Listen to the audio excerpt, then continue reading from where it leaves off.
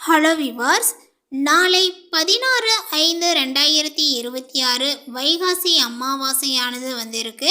இந்த அமாவாசையானது பார்த்தீங்கன்னா சனிக்கிழமையோடு சேர்ந்து வந்திருப்பதனால கூடுதல் சிறப்புகளை பார்த்தீங்கன்னா பெற்றுள்ளது அப்படின்னு தான் சொல்லணும். இந்த அமாவாசையில் பார்த்தீங்கன்னா புதிதாக ஒரு காரியங்கள் தொடங்கினாலும் அது 100% பார்த்தீங்கன்னா வெற்றியை கொடுக்கும் அப்படின்னு சொல்லலாங்க. அதே சமயம் பார்த்தீங்கன்னா சில பரிகாரங்களை இந்த நாளில் செய்வதன் மூலமாக உங்களுக்கு இருக்கக்கூடிய கடன் பிரச்சனையானது பார்த்தீங்கன்னா தீரும் அப்படின்னே சொல்லலாம். அந்த ஒரு பரிகாரத்தை பார்த்தீங்கன்னா எப்படி செய்யணும், யார் செய்யணும் அப்படிங்கிறது குறித்து தான் இந்த பதிவில் நம்ம முழுமையாக தெரிஞ்சுக்க போகிறோம். இந்த பதிவில் பார்க்கக்கூடிய அனைவருமே பார்த்தீங்கன்னா கடன் பிரச்சனையில் இருக்கக்கூடிய ஒரு நபர்களாக இருந்தீங்க அப்படின்னா இந்த பரிகாரத்தை நாளை தினத்தில் தவறாமல் பார்த்தீங்கன்னா செய்திடுங்க. நிச்சயமாக உங்களுடைய வாழ்க்கையில் இருக்கக்கூடிய அந்த ஒரு கடன் பிரச்சனையானது முழுமையாக தீரும் அப்படின்னு சொல்லலாங்க.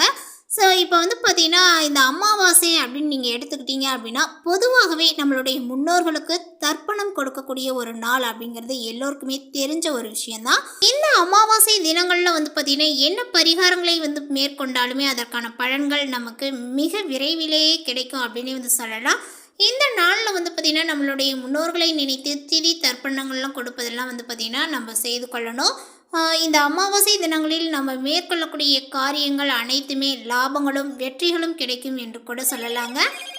ஆனாலுமே பார்த்தீங்கன்னா புதிதாக எந்த வியாபாரங்கள் பார்த்தீங்கன்னா துவங்கக்கூடாது. அதாவது நம்ம ஏற்கனவே செய்து கொண்டு இருக்கக்கூடிய தொழிலில் போட்டிகளை சந்திக்கின்ற வகையில் புதிய திட்டங்களை செயல்படுத்துவது அல்லது ஏற்கனவே தொடர்ந்து நடைபெற்று இருக்கக்கூடிய ஒரு செயல்பாட்டில் ஒரு புதிய நடைமுறைகளை பார்த்தீங்கன்னா அமுல்படுத்துவது முதலான செயல்களில் நீங்கள் ஈடுபடலாம்.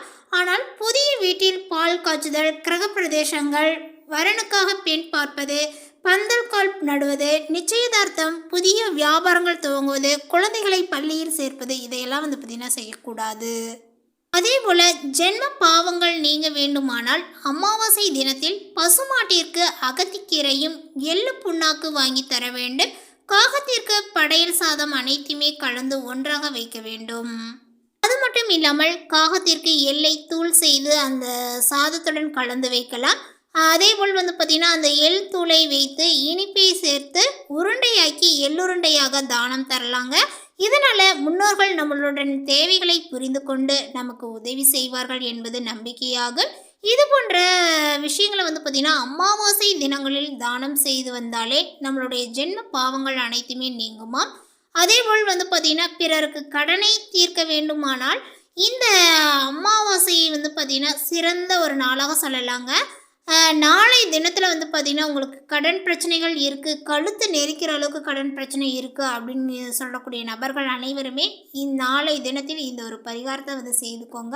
இந்த பரிகாரத்தை எப்படி செய்யணும் அப்படின்னா இந்த பரிகாரத்திற்கு பார்த்தீங்கன்னா ஒரு புதிய மண்பானையில் மஞ்சள் தூள், குங்குமம், ₹1 நாணயங்கள் இந்த மூன்றையும் பார்த்தீங்கன்னா போட்டு மகாலட்சுமி படத்திற்கு முன்பாக வைத்து பணம் தொடர்பான அனைத்து பிரச்சனைகளும் தீர வேண்டும் என்று மனதார வேண்டிக் கொள்ள வேண்டும்.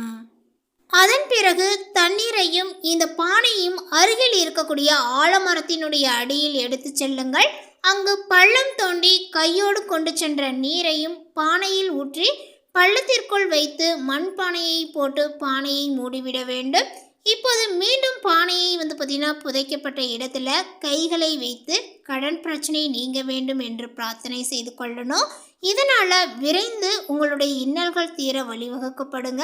ஸோ இந்த மாதிரி ஒரு பரிகாரத்தை நாளை தினத்தில் மறக்காமல் உங்களுடைய முன்னோர்களுக்கு செய்ய வேண்டிய கடமைகளையும் செஞ்சுட்டு நீங்கள் பார்த்தீங்கன்னா ஈவினிங் டைமில் இந்த ஒரு பரிகாரத்தையும் செய்துக்கோங்க. நிச்சயமான அதற்கு ஒரு பலன்கள் உங்களுக்கு கிடைக்கும். மேலும் பார்த்தீங்கன்னா இந்த கல்லுப்பு பரிகாரத்தையும் நீங்கள் நாளை தினத்தில் செய்யலாம். அதே போல் பார்த்தீங்கன்னா இந்த கல்லுப்பு பரிகாரம் பார்த்தீங்கன்னா எப்படி செய்யணும் அப்படின்னா 3 அகல் விளக்கை எடுத்துக்கோங்க. அந்த 3 அகல் விளக்குகளிலும் கல்லுப்பை நிரப்பி உங்களுடைய வீட்டினுடைய வாசலிலும் வரவேற்பு அறையிலும் குளியல் அறையினுடைய வெளிப்புறத்திலும் பார்த்தீங்கன்னா வைக்கணும். 3 நாட்கள் கழித்து இந்த கல்லுப்பை நீரில் கரைத்து விட்டு அகல் விளக்கை தனியாக பத்திரப்படுத்தி எடுத்துக்கொள்ளுங்கள்.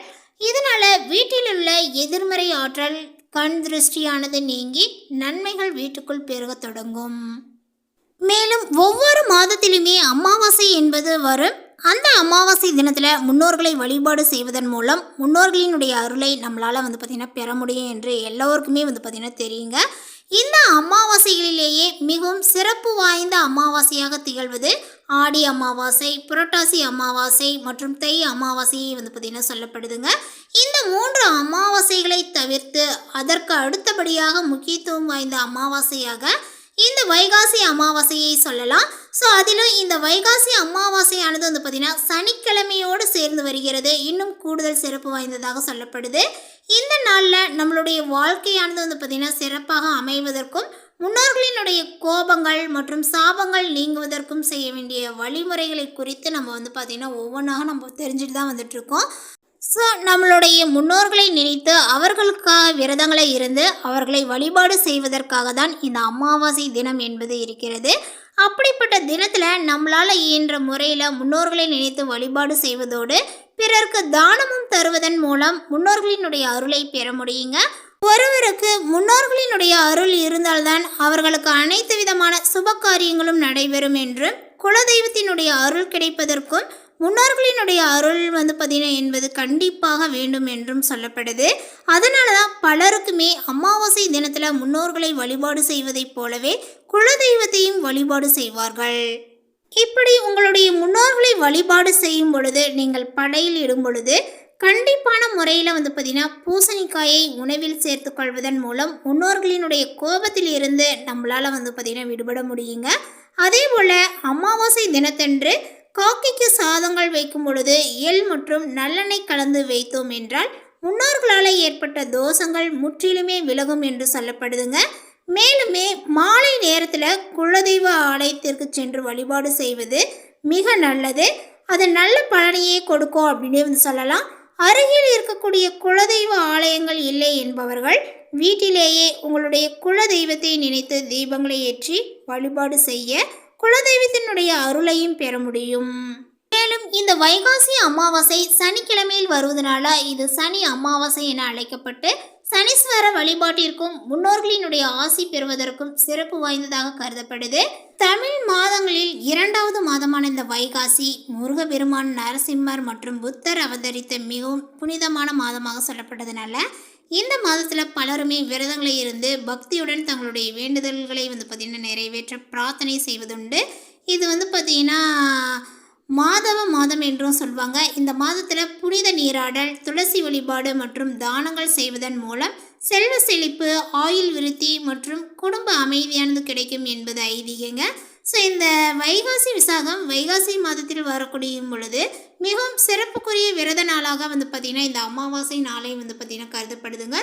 ஸோ நாளை தினத்தில் வந்திருக்கக்கூடிய இந்த வைகாசி அமாவாசையானது பார்த்திங்கன்னா ரொம்பவுமே ஒரு சிறப்புக்குரிய ஒரு அமாவாசையாக கருதப்படுறதுனால நாளை தினத்தில் இந்த ஒரு பரிகாரத்தை பார்த்திங்கன்னா உங்களுடைய வீட்டில் பூஜை அறையில் பார்த்திங்கன்னா செய்ய தொடங்கிடுங்க. மறக்காமல் பார்த்திங்கன்னா உங்களுடைய குலதெய்வ வழிபாட்டையும் பார்த்திங்கன்னா செய்துக்கோங்க.